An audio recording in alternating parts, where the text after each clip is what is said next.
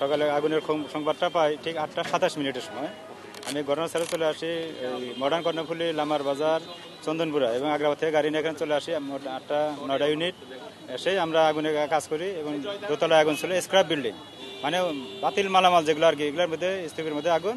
আমরা 9:20-এর মধ্যে আমরা টোটালি কন্ট্রোল করে ফেলি, আগুনটা টোটালি কন্ট্রোল। এখন ক্ষতির পরিমাণটা তেমন একটা না, যেহেতু স্ক্র্যাপ মালামাল এবং একটা দোতলা বিল্ডিং এর দোতলার মধ্যে আমরা সীমাবদ্ধ রাখছি আর কি। আগুনটা টোটালি নিয়ন্ত্রণে।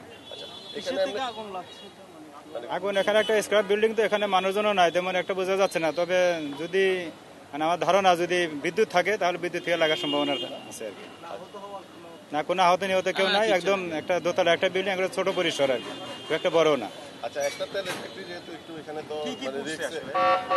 এখানে যদি একটা তেলের ফ্যাক্টরি ঠিক, কিন্তু আমরা আগুনটাকে সীমাবদ্ধ রাখার কারণে টোটালি নিয়ন্ত্রণ হয়ে গেছে, নিরাপদ হয়ে গেছে। এগুলো আমাদের মানুষজনের ওই আমাদের পানির সেফটি যে সিস্টেম আছে, সেফটি সিস্টেমের মধ্যে যে পানি ছিল, পানিতে আমাদের মানুষজনে পানি মারছিল, ওইখানে নিভে গেছে।